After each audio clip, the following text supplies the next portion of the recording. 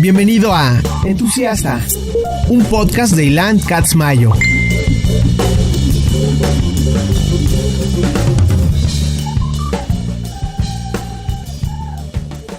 Entusiasta es patrocinado por Skullcandy. Grandes earbuds, grandes audífonos, gran producto, se los recomiendo ampliamente.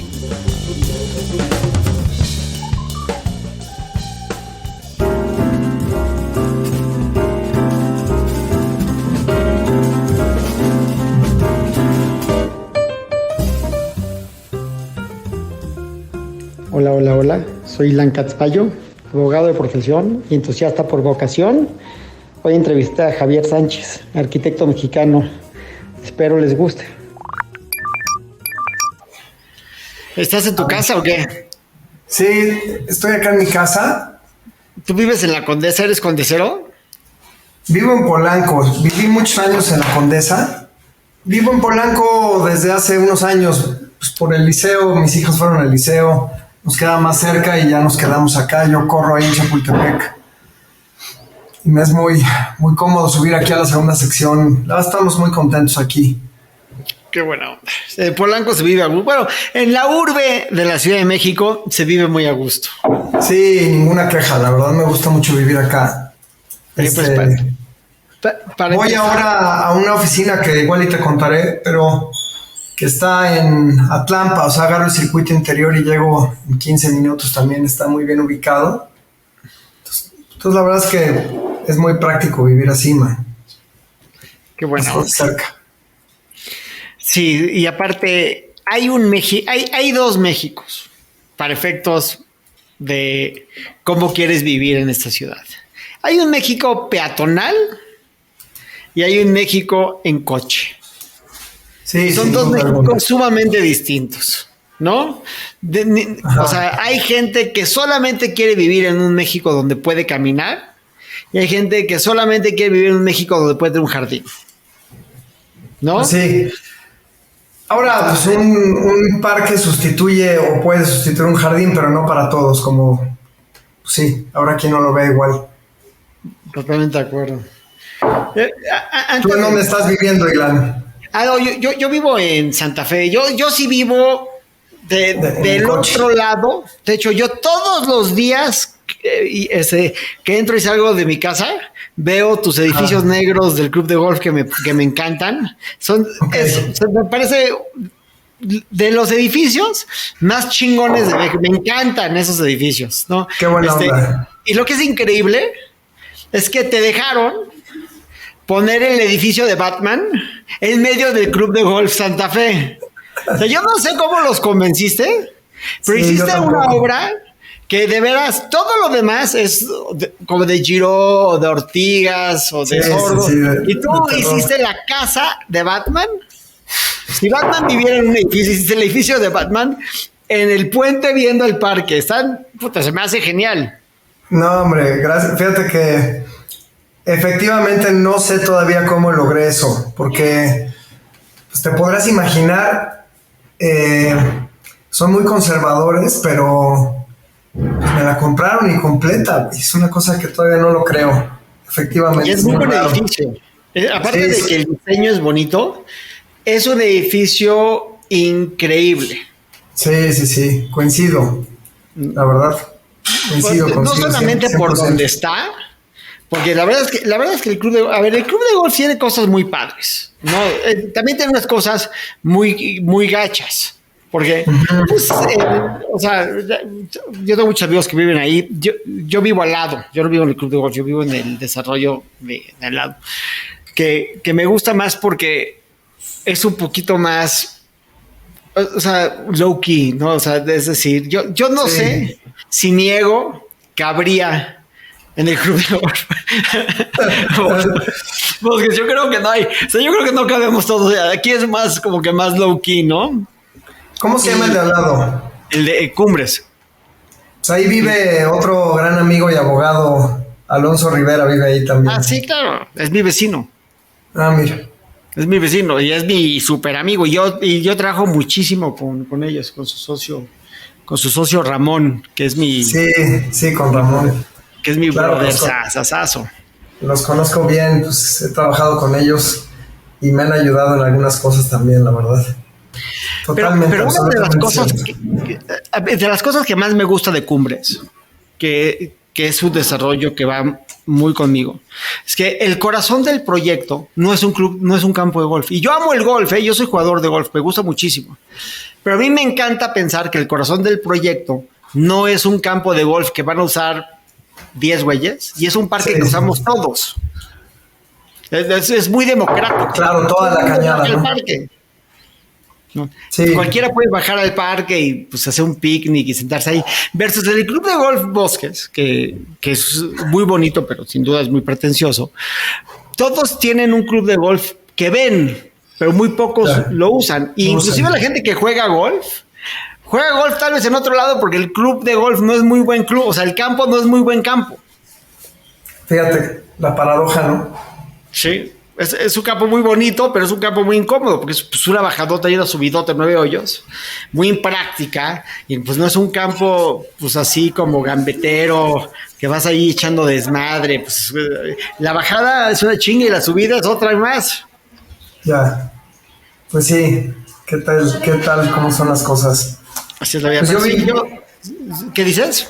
No, que, mira, de cualquier manera, cualquiera de estos 3 lugares que mencionas, para mí son otra cosa, porque es justo lo que decías del auto, ¿no? O sea, yo trato de no depender del auto, y de hecho sí tenemos un coche y todo, pero pues, la verdad es que no es necesario, te diría. Donde yo vivo puedo moverme sin el coche.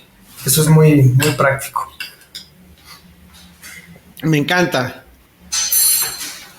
Me encanta, porque la verdad es que esa idea, yo creo que yo viví en Polanco, que yo vivía en la esquina del parque, digo, donde está la barra de Fran en ese edificio, que yo hoy voy a Polanco y te tengo que decir que me siento, o sea, mi mamá vive en Polanco y yo bajo Polanco y yo ya no me concibo en Polanco. Yo no me imagino estar dormido a las 2 de la mañana y que vas a una patrulla y te prende la sirena por nada. Entonces yo no entiendo, pasa una patrulla a las 2 de la mañana fuera de tu casa y ¡pip! Dices, ¿por qué? O sea, ¿por qué hiciste eso? ¿Por qué? O sea, ¿qué necesidad tienes de andar despertando a la gente, pinche patrulla? Pero... Cierto. Pero yo me acuerdo del confort que yo sentía de estacionarme un viernes a las 5 de la tarde y de no volver a agarrar el coche hasta el lunes a las 8 de la mañana.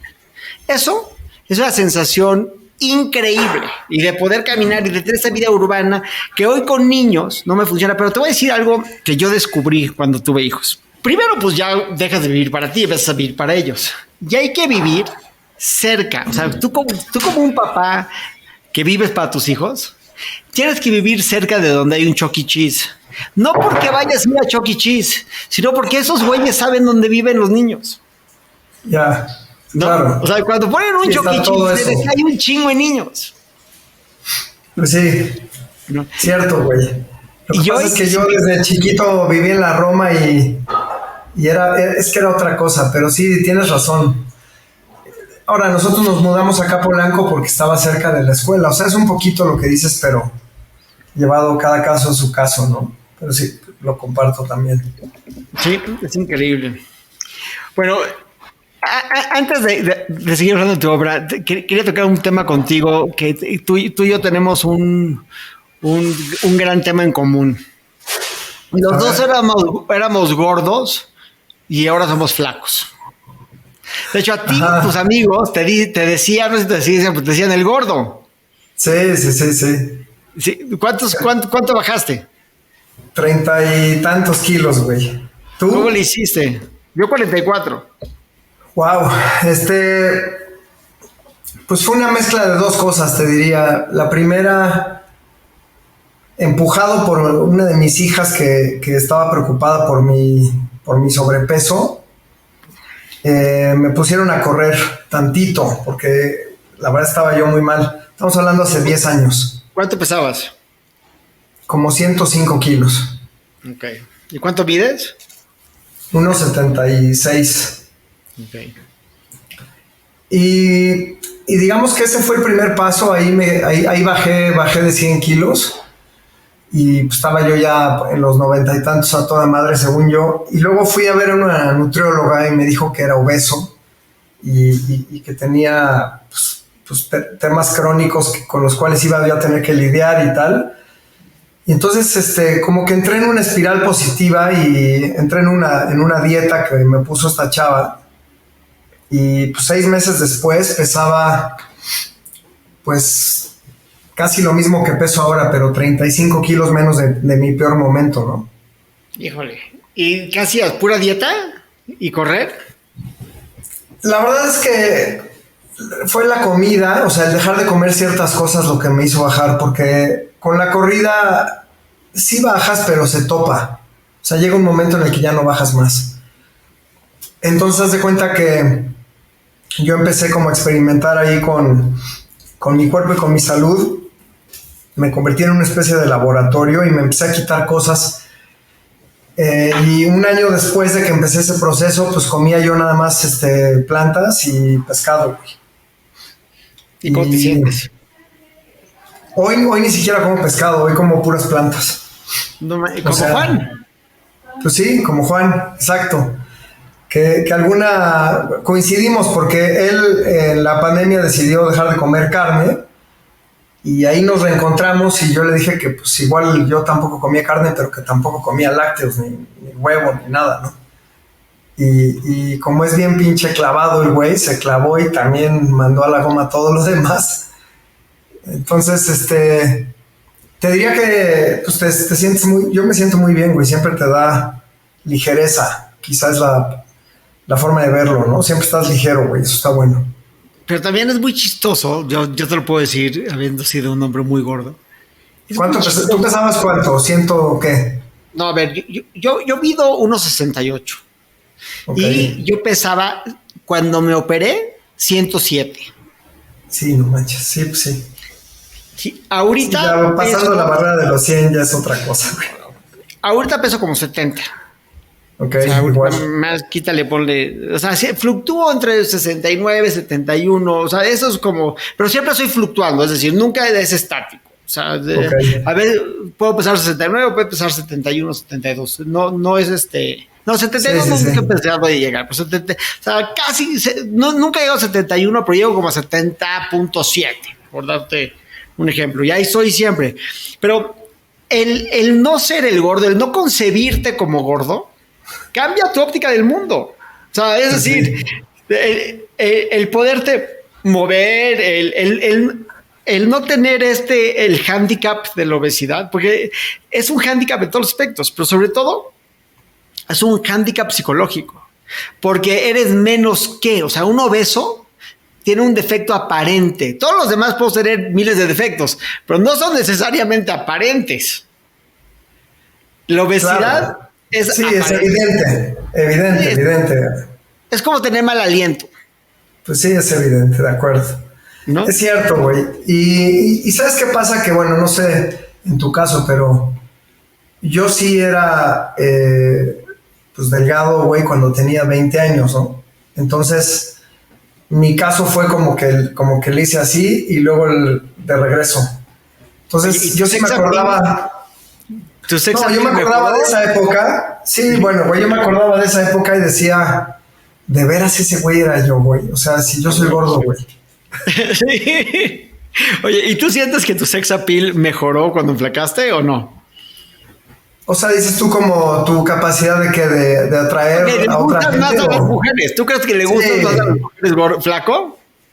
Sí, sin duda, güey, claro. Sí. Yo creo que no, pero yo dejé de beber cuando enflaqué más o menos. Y yo siento que, puta, yo era un obeso fenomenal y ahora soy un flaco mediocre. Está buenísimo. Pues sí, obviamente la parte del gordito pedo, güey, cagado, esa parte pues la perdí igual que tú, güey. Sí. Ni pedo, qué bueno, ¿no? ¿Tú no tomas tampoco? No, sí tomo, güey, pero a veces, o sea, no, pues cuando vale la pena, ¿no? O sea, te diría que pues trato de hacer ejercicio y trato de seguir corriendo y pues no puedes hacer las dos cosas. Conforme te acercas ya a segunda mitad del partido, güey, pues escoges uno de las dos cosas, ¿no? Exacto. Entonces, ahí vas campechaneándola, como decías hace rato. Tú eres un arquitecto aparte de emblemático, porque todos los que te conocemos sabemos que tu obra es muy importante, pero eres un pionero, porque eres el primer arquitecto desarrollador que empiezas a cambiar realmente en una forma importante, o sea, con mucho volumen de obra, con body of work, las fachadas de la urbe de la Ciudad de México. Empiezas en la Condesa, pero pues inclusive hay un edificio tuyo que se me hace una joya en Plaza Río de Janeiro, estos edificios en Ámsterdam muy padres, que tienen un lenguaje que hoy entendemos como la estética de la arquitectura mexicana, sobre todo chilanga, en nuestra generación, que es la generación X, que es esta arquitectura no identificable como mexicana, sino internacional, de un ultra respeto a los materiales. Sí, lo que tenemos que hacer, ultra respeto, que es si es acero, concreto, madera y vidrio, eso es lo que se va a ver, o sea, eso es lo que vamos a observar, ¿no? Aquí la pintura es obsoleta, el plafón es obsoleto, vamos a hacer cosas aparentes, vamos a hacer esto. Y cambias, pues cambias la ciudad. O sea, tú cambiaste la ciudad. En ese entonces estabas asociado con un higuera y estabas haciendo y levantando edificios, en esta época que todavía se podía, porque hoy pues yo creo que ya no se puede, porque es época que todavía se podía hacer eso en la Ciudad de México. Hiciste otra ciudad. O sea, hoy, yo me acuerdo que en esa época que yo tenía tal vez 24, 25 años, ¿no? 26 años. O sea, para mí, el símbolo máximo de el éxito era poder vivir un departamento tuyo en la Condesa.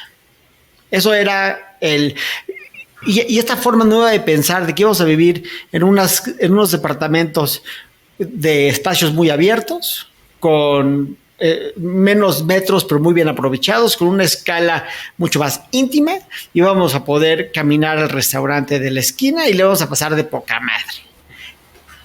Eso eres tú, eso es tu sello en la ciudad. ¿Tú crees, y esa pregunta va dividida en dos? Primero, ¿tú crees que eso se te reconoce en el gremio como pionero? Y segundo, ¿de dónde viene ¿de dónde vino todo este movimiento? O sea, ¿cómo empezaste? Mira, Islan, yo sí creo que eso se reconoce. Quizá más que pionero te diría que yo lo que hice fue leer un poquito lo que había pasado en la ciudad y con algunos arquitectos. Siempre me interesa la historia y te doy dos ejemplos, ¿no? El arquitecto Luis Barragán, que sabes que es sí, uno de los arquitectos más importantes del siglo XX, de México y del mundo incluso, tiene una gran parte del inicio de su obra poco conocida. Él durante muchos años estuvo haciendo pequeños edificios de departamentos en la colonia Cuauhtémoc, algunos incluso en la colonia Condesa. Y él también durante un tiempo fue desarrollador, o sea, era un cuate que al mismo tiempo que podía hacer estos edificios y trabajar con Max Cheto o con Juan Sordo o con Enrique del Moral, armando todo un conjunto de edificios en los 40s. A ese mismo tiempo él también podía pensar que había que desarrollar Jardines del Pedregal y se aventó ahí un proyecto en 300 hectáreas en donde él hacía la casa modelo y él de alguna manera encaminaba cómo era que se tenía que desarrollar el Pedregal. O sea, él era el artífice, era el desarrollador de eso. Y esa parte de Barragán se conoce muy poco. De la misma forma, si te pones a caminar por la Condesa, te vas a dar cuenta que hay cantidad de edificios que están firmados por ingenieros y por arquitectos igual, y que a lo mejor no son conocidos, que son más bien arquitectos, pues yo diría, menos conocidos quizá, en donde este anonimato que tenían, pues era con respecto quizá al gremio de los arquitectos. Sin embargo, la gente que vivía en la Condesa sí ubicaba los edificios de los ingenieros tal y cual. Por ahí hay ejemplos de los edificios, por ejemplo, de Abraham Sabludowski, que es otro arquitecto muy conocido por sus obras, sobre todo con Teodoro González de León, pero que vivía en Ámsterdam. Que vivía en Ámsterdam y que había hecho una colección de edificios en la zona central de la ciudad, no solo en la Condesa, también en Polanco y en otras zonas, que están muy bien documentados en un libro de Arquine que se llama Abraham Sabludowski, La Vivienda, me parece, o algo así, en donde están todos sus edificios con los planos a la misma escala y los cortes a la misma escala. Entonces, a lo que voy es a que esta idea de desarrollar en la ciudad es una idea que yo la leí en la historia, la leí porque yo también viví en la Condesa y tuve la suerte de que el socio de mi papá, Luis Sánchez Renero, se dedicaba a hacer casitas en la Condesa, las casitas de Amsterdam 120, por ejemplo, que fue uno de los primeros proyectos en donde yo trabajé cuando era pues, un chavo, estaba yo en la carrera, que eran 3 casitas que él estaba construyendo de 5 metros de frente, ¿no? Dando a la avenida Amsterdam. Y entonces, esa fue también mi escuela, ¿sabes? O sea, yo por un lado investigaba esto, por otro lado veía lo que estaba haciendo el socio de mi papá. Entonces, me parecía a mí, que soy hijo de arquitecto, ¿no? Mi padre Félix Sánchez, que no se dedicó nunca realmente al desarrollo inmobiliario, siempre lo vio pasar porque su socio lo hacía, él no. Mi padre tenía esta tesis de que había que vivir en la ciudad y que la ciudad era pues la ciudad urbana, en donde estaban los parques, en donde caminabas y resolvías tus cosas a pie, en donde podías ir a trabajar y a comer a tu casa y hasta dormirte una siesta, ¿no? Y, o sea, para él la ciudad, digamos, suburbana o la ciudad de ir en coche a su casa a comer o en la noche era algo que no cabía en su diccionario, ¿no? Entonces, a mí me tocó vivir de chavo en la colonia Roma Sur y jugar ahí en la calle y con los vecinos que tenía y que eran gitanos y había de todo en la Roma en esa época. Todavía hay de todo en la Roma. Todavía, pero digamos ese barrio, la Roma Sur, que no ha cambiado tanto como quizá la Roma Norte o la Condesa, que ha cambiado más, eran barrios en donde pues, salíamos los chavos que vivíamos ahí a jugar en la calle, güey, porque no había otra cosa, ¿no? Andábamos en la bicicleta alrededor de la cuadra y ese era nuestro entorno. Yo crecí así. Entonces para mí era evidente que había que seguir viviendo de esa forma y que cuando yo terminé, cuando yo estaba a media carrera, empecé a trabajar y me di cuenta que ese era un posible futuro para mí, el hacerme de un predio, convencer a algunas gentes de comprarlo, desarrollárselos y entonces de esa manera contratarme la arquitectura y con mi socio en esa época, Waldo Higuera, que es ingeniero civil, pues resolver la parte de la construcción. Entonces armamos esta empresa que se llamó Higuera Sánchez y que duró unos 10 años, en la cual era lo que hacíamos, ¿no? Comprábamos unos predios fantásticos, muy bien escogidos, los desarrollábamos haciendo pequeños edificios de departamentos, se los vendíamos a gente que quería eso y que no lo encontraba, no existía, y por eso te digo que es como una revolución de algo que ya se había hecho antes. Y eso pues nos dio gasolina y nos ha dado gasolina para trabajar, pues yo te diría ya casi 30 años, ¿no? Porque cuando yo empecé, pues fue hace casi 30 años ya de eso. Y creo que en mi caso, pues fue como esta suma de cosas. Por un lado vivir ahí, por otro lado el socio de mi papá, por otro lado el interés de la historia. Y fíjate que las preexistencias o los edificios viejos que están catalogados y que son patrimoniales y fueron también parte de mi vida, porque también en la oficina de mi padre, su oficina estaba en la colonia Roma, en la calle de Flora, en una vieja casona hermosa, ¿no? Una calle de una cuadra, pero muy bonita calle.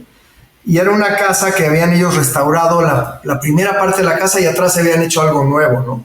Entonces también me gustaba mucho esta idea de cómo conservas una fachada histórica o el genio del lugar, ¿no? La memoria del sitio, o sea, lo que la gente camina cotidianamente en un barrio y cómo al mismo tiempo en el interior del barrio lo puedes seguir densificando y desarrollando y a lo mejor eso no es evidente desde afuera, ¿no? y se vuelve increíble porque hay un diálogo con algo que ya está ahí y algo nuevo que tú traes y empiezas a generar ahí una arquitectura de estas dos cosas, ¿no? Entonces eso ha sido, digamos, este trabajo del que hablas, tal cual. ¿Cuál crees que es la primera joya que haces? O sea, el primer edificio que dices, este me lanzó. Mira, yo creo que hay dos cosas que yo he hecho y que creo que pues he sido quizá de los pocos, no diría el único, pero pues casi de los pocos que lo han hecho. Y eso es ser tan incisivo y tan, llamémosle, como obstinado en continuar el desarrollo de un proyecto a lo largo de varios años y que vayas viendo cómo un proyecto después tiene un proyecto hermano pegado y entonces comparten algo y luego hay otro. Ese es el caso de Privada Veracruz. Privada Veracruz, en la esquina de Cuernavaca y Veracruz, ahí en la Condesa. Casi enfrente del Hotel Condesa. A una cuadra arriba de eso, es un conjunto que tiene 5 predios distintos, dentro de los cuales hay 6 edificios construidos que arman un conjunto urbano y que comparten un patio interior que de alguna forma me hace pensar en cuando me tocó caminar las ciudades europeas, que podías de repente ir caminando en Berlín y meterte por una como portada, entrabas y descubrías que adentro de la manzana había un jardín y los departamentos daban a un espacio interior y luego salías del otro lado de la calle, ¿no? Y esas cosas a mí siempre fueron motivo de una inspiración constante en mis viajes y yo como que lo que creía era que lo que teníamos que armar era una planta baja totalmente segura y permeable y caminable y diversa, en donde pudiera haber no solo la gente que vive en los pisos de arriba, sino en la parte de abajo tener otros usos de suelo que pudieran cuidar la ciudad. O sea, un poco siento que este paradigma de la ciudad segura tiene que ver con que la ocupemos en diferentes horas del día, ¿no? Entonces, cuando terminé Privada Veracruz, que fue un proyecto con el que empecé en 96 y lo terminé como en el 2001, que ya estamos hablando de un conjunto de 5 años de trabajo, creo que ahí es donde realmente construí algo que no se había visto antes, ¿no? Que era esta idea de ir armando pequeños sistemas urbanos. Y además cada uno de los edificios hecho en diferente momento con colaboradores distintos que pasaron por mi despacho, aunque estábamos muy chavos. Tuve la suerte de trabajar ahí con varios arquis muy capaces, entre ellos Jorge Ambrosi, Juan Carral, que trabajaron conmigo en ese proyecto en particular. Pues estábamos generando algo que no existía, ¿no? Ya si aíslas los edificios uno por uno, les vas a encontrar que además eran edificios que todos eran diferentes, todos tenían departamentos de 2 niveles, de 3 niveles, con medios niveles, con dobles alturas, o sea, siempre buscábamos que esta idea del flat se tirara un poco de lado y que hiciéramos tipologías más como lo que había hecho Mario Pani en todos estos edificios fantásticos en donde entrabas por una parte a medio nivel y bajabas o sea, el famoso rascacielito de Mario Pani, que es un edificio súper interesante, que si te dicen, a ver, dibújalo en planta y en corte, te va a costar trabajo aún habiéndolo recorrido porque no es nada evidente, ¿no? Y todo eso pues viene de la historia, porque Le Corbusier hablaba de estas unidades en Marsella que se interconectaban y en donde los pasillos se ubicaban a cada 3 pisos y entonces todas esas cosas son las que pues fueron nuestro material de inspiración tantos años, ¿no? Y después te diría que hay algunos edificios especiales como el que hice en la esquina de Chilpancingo y Ámsterdam, uno que es negro, que tiene 2 placas de concreto negro con unas puertas naranjas en planta baja, que ya fueron propuestas radicales en terrenos de 100 metros cuadrados, de bien chiquitos los terrenos, en donde podíamos de pronto sacar un edificio que nadie podía creer que de ahí hubiera salido un edificio, ¿no? Cabían creo que 6 coches en el terreno, era un estacionamiento, y cuando terminamos el edificio cabían los mismos 6 coches, pero había encima 4 departamentos también, ¿no? Wow. Entonces, realmente todo ese trabajo de esos años, yo te diría en donde no tuvimos competencia, muchos años, No, y solamente podíamos... Pente y Musa eran los únicos que estaban construyendo. Ellos llegaron temprano también, pero ya llevábamos nosotros una ventaja. Y cuando llegaron ellos se fueron más por el rollo de los flats, ¿no? De hacer departamentos con... O sea, siento que había como dos principios distintos. A mí me importaba más esta idea como de que los edificios se integraran a un barrio y que pareciera que aunque hicieras un edificio muy grande, tuviera una cierta escala dentro del barrio.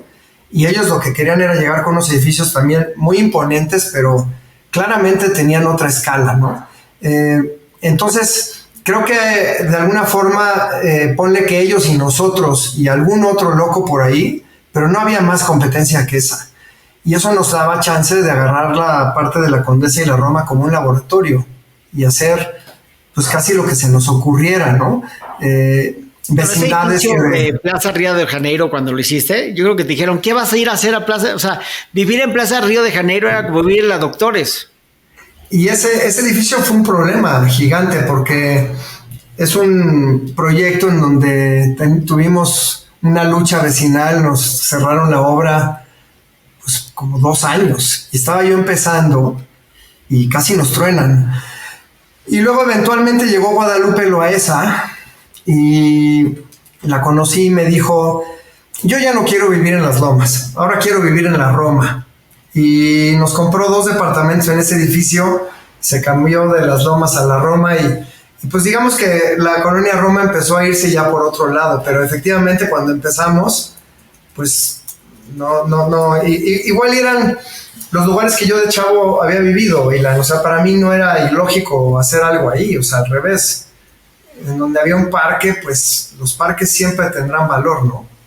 Claro, era otra forma de entender la ciudad, porque hoy, curiosamente, Plaza Río de Janeiro es lo más hot que puede haber en la Ciudad de México. Pues sí. Yo vivía en un edificio muy chiquito, al lado del que tú hiciste, o sea, a 2 edificios, uno blanco, muy, muy chiquito, que no cabía ni un refri. Yo le heredé el departamento a Ricardo Porrero. Sí, claro. Ese edificio, entiendo, lo hizo Andrés Casillas. Sí. En donde viviste tú. Pero chiquitito, o sea, de verdad no cabía ni un refri, ¿eh? O sea, ni un refri. Sí. O sea, el refri que estaba ahí, lo había dejado a alguien que consiguió un mini refri, y no había ni cómo sacarlo ni cómo ponerlo, o sea, había que tumbar una pared para sacarlo. Y me acuerdo que yo vivía ahí y pagaba como 1,500 pesos de renta al mes. O sea, una locura, así, hoy han de valer 30,000 pesos, ¿no? La renta. No, sí, yo creo que sí, fácil, cuando menos. De acuerdo. ¿No? Y tú te ves siempre viviendo así, o sea, tú te ves tal vez viviendo en una casa en el Pedregal o en San Ángel algún día de tu vida. No, fíjate que nunca he vivido en una casa, con 2 excepciones. Una, estuve dando clases 1 año en Estados Unidos y ¿dónde? Fue una buena opción. Estuve dando clases en Kansas 1 año, en el 2013, y es curioso porque yo llegué a Kansas en un momento de mi vida en el que necesitaba llevarme a mi familia a vivir 1 año fuera y vivir 1 año juntos antes de que mis hijas empezaran a tomar su camino solas. Y un amigo era el decano de la Universidad de Kansas, de la K-State University, y me invitó a dar un curso, que es algo que he hecho muchas veces en diferentes estados de Estados Unidos. ¿En Kansas City? En un lugar que se llamaba Manhattan, Kansas. Órale. Y entonces le dije, pues sí vengo, pero ¿qué te parece si vengo 1 año? Y entonces armé y me fui de México 1 año. Estuve viviendo allá. Pues ese año me cambió la vida en varias dimensiones, te diría. ¿Para bien? Sí, pues es el año en el que empecé a conectarme más con la naturaleza, a correr. Fue un año crítico también porque a mi madre le empezó a dar Alzheimer y entré yo en una onda más de investigación y de prevención sobre la salud y cuando regresé de Kansas, pues me clavé de frente y me seguí empecé a correr maratones y empecé a hacer otras cosas que me han dado mucho de regreso. Entonces fue un año fantástico, el último año que te diría pudimos vivir así con familia, porque mi hija grande ya se quedó en Estados Unidos, ya no ha regresado. Después de ese año lleva 8 años más por allá. ¿Y te costó trabajo regresar? No, para mí era una experiencia de un año, o sea, varias veces lo he hecho, pero nunca me vi en un año completo. Y te diría que sí lo volvería a hacer, pero obviamente en otro lugar, y es más a veces como que la necesidad también de abrirte un espacio a ti mismo para estar fuera de tu rutina, ¿no? La segunda vez que viví en una casa fue en Valle de Bravo durante la pandemia, ¿no? Que estuve pues prácticamente el 2020 al 21 pues sin venir a la Ciudad de México, ¿no? Pero yo no me veo viviendo en un barrio suburbano, o sea, por más que me pueda gustar el Pedregal y por más que puedas encontrarte con alguna joyita que restaurar ahí o alguna casa bonita en las lomas, yo necesito salir y que haya gente en la banqueta y caminar. Pero el mercado va hacia allá, o sea, es decir, este producto que tú hacías, o que sigues haciendo ya cada vez menos, de ir cortando, tumbando y reconstruyendo la ciudad, eso ya no es negocio desde hace mucho tiempo. O sea, eso ya no es algo que se puede hacer. Pero lo que sí es negocio es agarrar una buena casa en algún lugar de la Ciudad de México que hay un chingo de casas y agarrar una casa una mala casa en un buen terreno y dejar ahí una buena casa y venderla. Eso sí es negocio. Mira, yo sigo pensando que los edificios chicos que yo hacía hace 20 años siguen siendo algo relevante y que si lo haces con mucho cuidado, siguen funcionando a pesar de que todo parece que está en tu contra hoy. Cuando digo todo me refiero más a la corrupción y la política. Esas dos cosas están en tu contra, pero yo sigo pensando y es algo que en parte me duele, digamos. Yo mi periodo como desarrollador ya terminó. En esa etapa me aventé 25 años y creo que el error fue haber cambiado la escala en los últimos años, pero sigo pensando que hay que hacer cosas chiquitas en la ciudad y que, mira, yo acabo de regresar de Copenhague, estuve allá en el mes de mayo y fui a visitar la oficina de unos urbanistas que se llaman Jangel, y ellos hablan de esta ciudad suave, que es una ciudad construida hasta de 6 niveles de altura, con diversidad de usos, con diversidad social, con corazones de manzana, con acceso limitado, con todas las tesis que yo he venido trabajando con mis proyectos de la Roma y de la Condesa y demás por 25 años. Ellos lo hacen también allá. Sigo pensando que eso es relevante y que eso es importante seguirlo haciendo, y me gustaría seguir participando en esa parte. O sea, esa parte me sigue apasionando y me parece que es lo que tenemos que hacer, ¿no? El tema inmobiliario habrá que resolverlo, y yo creo que la ciudad también pues va a necesitar volverse otra vez atractiva para la inversión después de que termine esta administración y llegue una nueva, ojalá con otra visión. Y creo que eso lo podría yo seguir haciendo de aquí a que me muera sin ningún problema, ¿no? Habrá que nada más ahora buscar al desarrollador y yo pues dedicarme a la parte de arquitectura nada más. Y en la obra pública en la ciudad, ¿tú crees que hay espacio para hacer un nuevo parque, hacer una nueva Mexicana, hacer algo así? Mira, lo de la Mexicana creo que es sorprendente porque estamos hablando de un periodo relativamente reciente. Creo que dentro de todo el éxito que tiene ese parque y el hecho de que está ocupado por mucha gente que no necesariamente vive en Santa Fe, me parece a mí muy positivo. Lo mismo que pasa con el Parque de la Condesa, ¿no? Que luego los de la Condesa se quejan porque dicen que no es un parque metropolitano, aunque sí lo es. Yo creo que lo que sin duda hace falta es pensar la ciudad pues desde ahí, ¿no?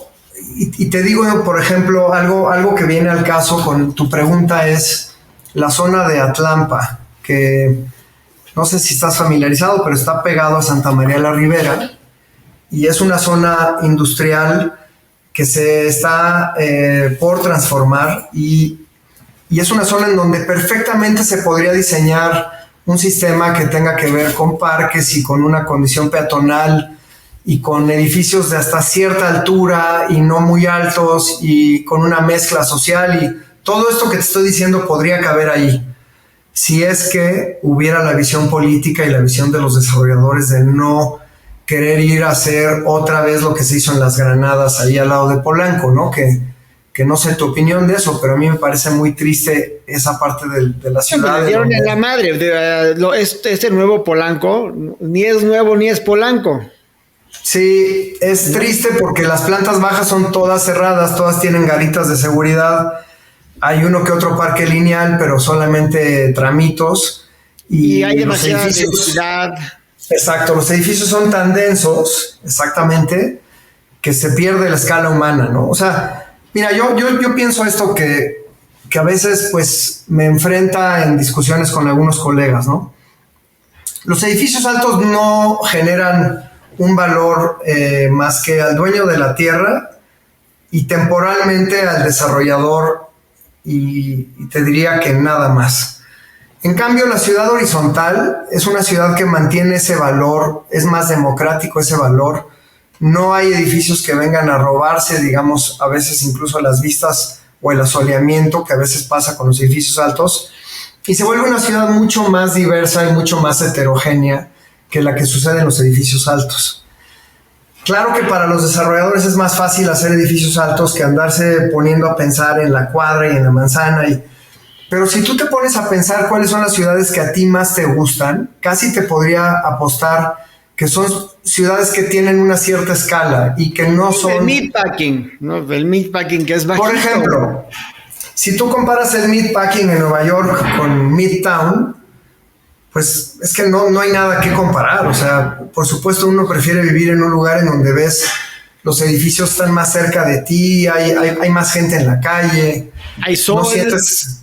Exacto, hay sol, no hay estos túneles de viento, ¿no? Y es una cosa terrible porque los desarrolladores son felices entre más pisos les dan y se vuelven más enemigos de la ciudadanía, y se vuelve ahí un problema a veces difícil de resolver. Por eso cuando la gente dice que le gusta la Condesa, a lo que se refiere es que les gusta la escala de la Condesa. Exacto. Entonces, yo creo que mientras nosotros seamos capaces de pensar que esa es la escala ideal para una ciudad, y dentro de esa quitar un poco las restricciones, estas restricciones absurdas de, no sé si tú lo sabes, pero en la Condesa casi no puedes hacer viviendas de menos de 90 metros cuadrados, con algunos lugares de excepción. En general las viviendas tienen que tener 90 metros. Y el problema de eso es que pues a 90 mil pesos por metro, y con unas hipotecas que son 4 veces a veces más caras que en otros lugares del mundo, no hay quien pueda comprar. Entonces, tenemos que también darnos cuenta que con esas hipotecas, pues nadie va a comprar nada. O sea, los bancos hacen un negociazo, pero en un nicho, ¿no? Y la gran mayoría de la gente no se puede comprar nada. Entonces, creo que habría que encaminar el desarrollo hacia una banca mucho más agresiva y mucho más económica, y una ciudad mucho más democrática y plural y más horizontal, ¿no? Ese es el costo que pagamos los mexicanos por vivir en México. O sea, es decir, pues sí. En México tenemos buena comida, buen clima, impuestos más o menos razonables comparados con otros lados del mundo. Pero en México lo que nos mata es la injusticia social, la inseguridad y la falta de acceso al crédito. El crédito es demasiado caro, ¿no? Esas tres cosas hacen el país pues muy difícil, o sea, muy costoso. Claro, y no se ve que nadie quiera hacer nada al respecto, porque pues, los bancos están felices aquí, y por otro lado, para los políticos que no quieren desarrollo, pues es mejor que no haya desarrollo. Entonces, ¿para qué facilitamos el desarrollo y el crédito, no? Estoy de acuerdo, pero lo que sí podemos tener, o lo que sí estamos viendo, es que hay mucha recuperación de obra. O sea, vemos que hay townhouses en la Condesa que están rescatando, remodelando, rehaciendo. El otro día fui a casa de un amigo pintor, que tenía un departamentito ahí en la Condesa, que no sé si te lo compró a ti o a quién se lo compró. Dice, ese apartamento lo compré en $150,000 hace 15 años. O sea, un departamento le costó $150,000 hace 15 años. Y hoy ha de costar, no sé, 700, no sé si 700. Pues ponle que cuando menos 3 veces, a lo mejor puede ser que cueste 3 veces eso. O sea, ¿o más? Sí, por ahí, porque digamos que se ha triplicado el valor, sí lo creo, ¿no? Y esto que dices, a mí me parece algo que se ha hecho bien en México. O sea, sí tenemos al Instituto de Bellas Artes cuidando y a la CEDUBI con Patrimonio Cultural cuidando estos edificios catalogados. Lo veo, por ejemplo, con respecto a Perú, en donde sabes que tenemos ahí una pequeña oficina, y en Perú, pues todo lo catalogado, pues es como que no existiera, porque nadie lo ha catalogado y demuelen y demuelen y demuelen, y se están quedando realmente con nada, ¿no? De esa memoria, digamos, de la ciudad. Y a mí me parece muy valioso como en México, pues sí, estamos ahí, quizá en una confrontación, porque los predios catalogados los defendemos los arquitectos y los institutos de conservación. Sin embargo, a los dueños de esos edificios nadie les dice que compraron o que son dueños de un problema. Ellos lo ven así, ¿no? Yo creo que la mitad de nuestro trabajo en JSA ha sido trabajar en inmuebles catalogados. Y entonces cada vez que me traen uno, pues yo ya me sé las reglas que no existen porque no están escritas en ningún lado, pero cuáles son las reglas que harán que nos den una aprobación y poderlo desarrollar, y no van a ser las reglas de mantener la pura fachada, ¿no?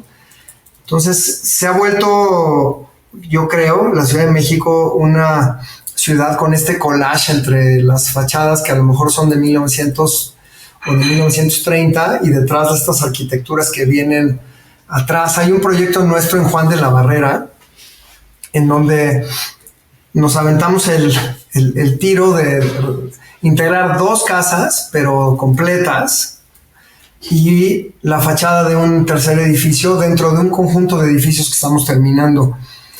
Y es bonito porque entras a este proyecto. El proyecto tiene varios edificios otra vez, es un pequeño conjunto urbano, y dentro de ese proyecto ves que hay una casa de 1930 y una de 1928 y una fachada de 1912, y están al mismo tiempo jugando con edificios que estamos recién terminando hoy, ¿no? Los árboles que estaban ahí se quedaron en el proyecto, entonces hay unos árboles maduros, hermosos, unos fresnos y otros jacarandas y demás que están ahí y que son también pues parte del proyecto de integración, ¿no? Eso lo he visto en pocos lugares del mundo, Ilan. Eso sí te diría, obviamente vas a Italia y es difícil encontrarte un edificio nuevo porque está todo construido. Sí, claro. Pero acá sí ves esta dualidad entre la ciudad que estamos construyendo hoy y la que construyeron cuando se hicieron esos desarrollos, ¿no? Y eso ¿Crees que ¿tú crees que el centro algún día lo vamos a recuperar como un lugar habitacional como quería el ingeniero Slim? Mira, yo creo que si regresamos un poco al tema del crédito y del uso de suelo, o sea, porque el problema muchas veces de estos edificios es que tienen un uso limitado y se vuelve muy difícil mantener ese uso que tienen. Y en el centro además está el INA, con el cual es todavía un poco más difícil llegar a veces a acuerdos de cómo restaurar. No hay escuelas, no hay súper, no hay muchas cosas que necesitas para que un barrio funcione.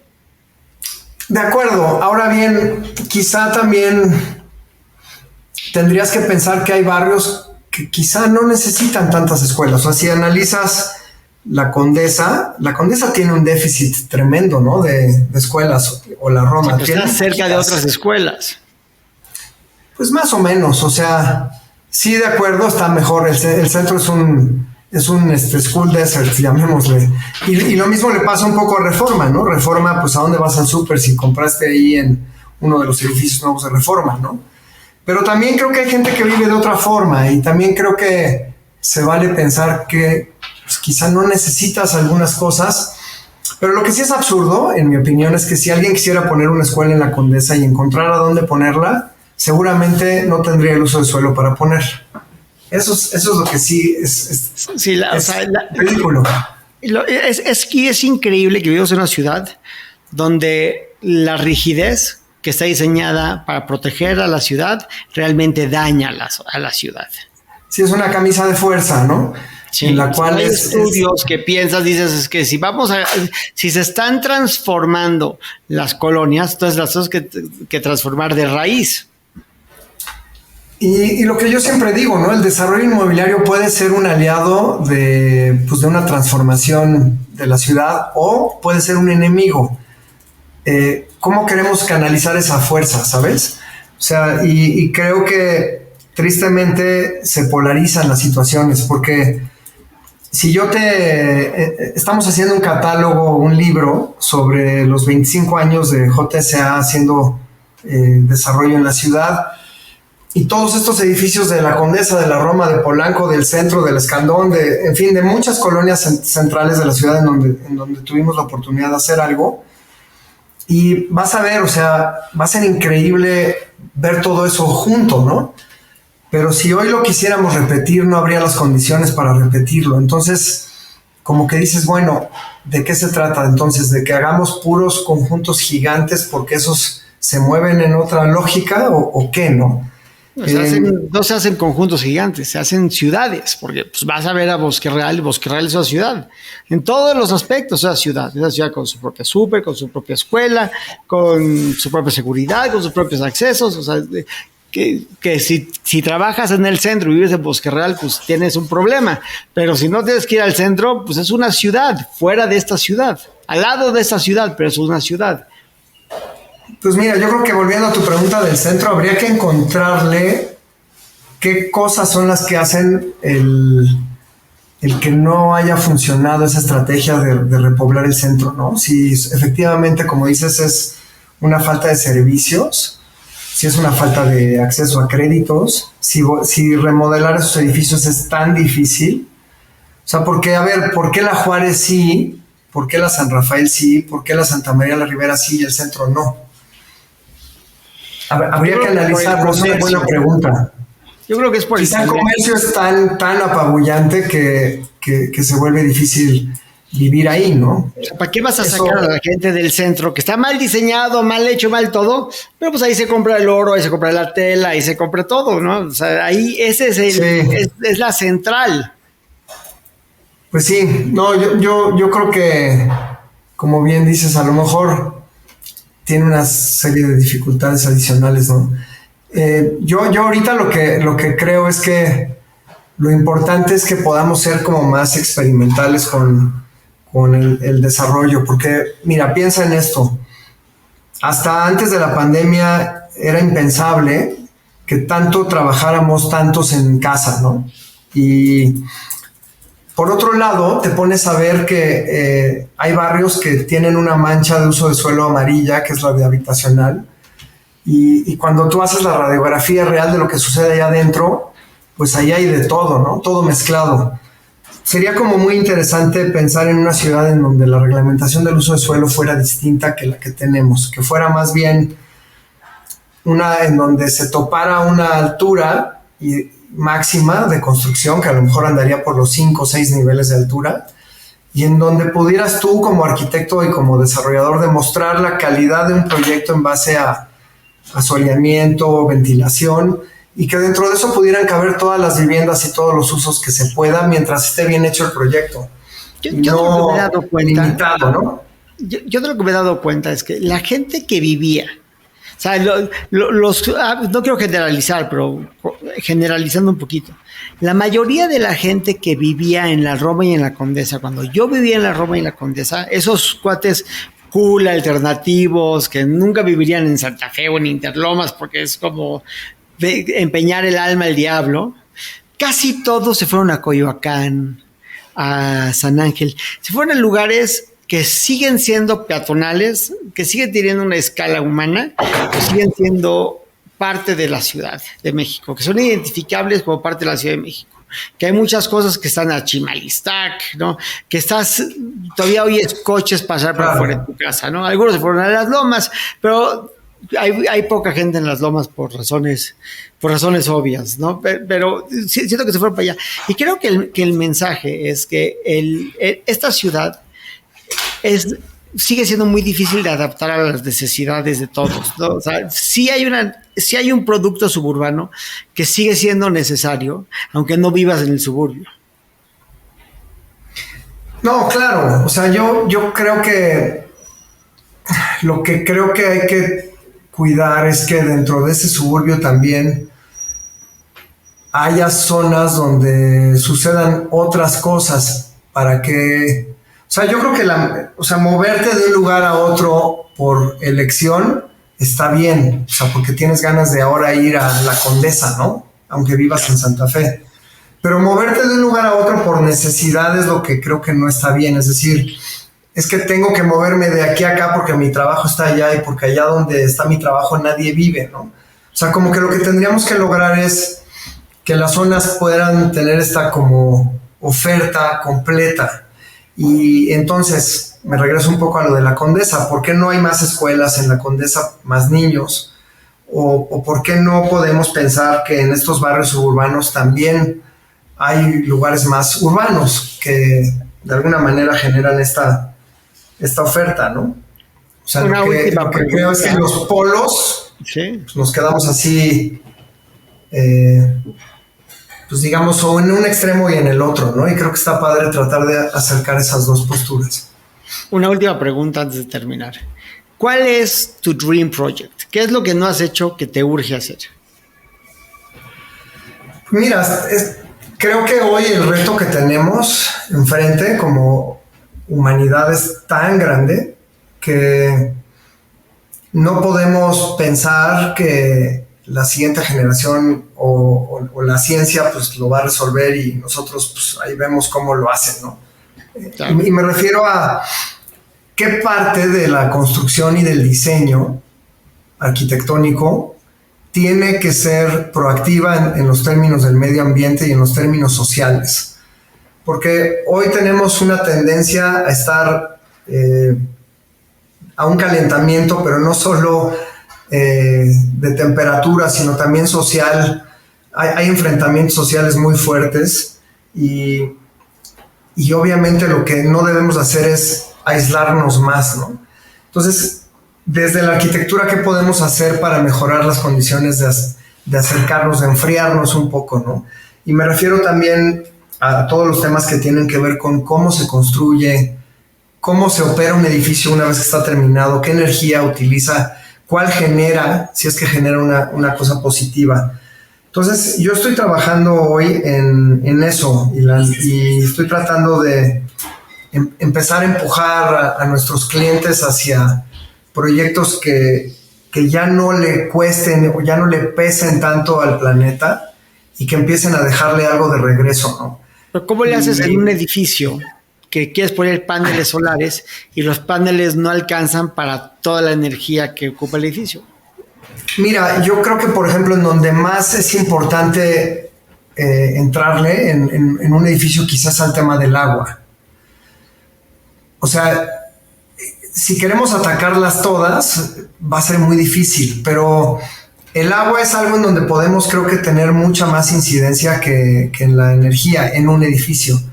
También me gusta mucho pensar en estas redes en donde de repente ya no se nos olvide lo de las refinerías gigantes y estas cosas y pensemos en cómo de pronto una escuela que tiene un auditorio con un techo, pues ese techo cómo puede capturar agua y generar energía para las casas que están alrededor del barrio, ¿no? O sea, pensar un poco en estas nuevas estaciones de generación de energía que están independientes de la red, que son posturas que van a llegar y que por más que nos aferremos a que la energía la controla el Estado, pues eventualmente la energía la vamos a controlar los individuos, ¿no? Y creo que ahí hay mucho que podemos nosotros hacer y eso es lo que a mí me mueve, digamos, para de aquí en adelante, ¿no? Pues, Javier, muchísimas gracias por este tiempo contigo. La verdad es que fue un agasajo la entrevista. Te agradezco mucho tu tiempo de todo corazón, ¿eh? Estamos en contacto y gracias por invitarme y por tu interés en lo que hacemos. Te mando un fuerte abrazo. Gracias.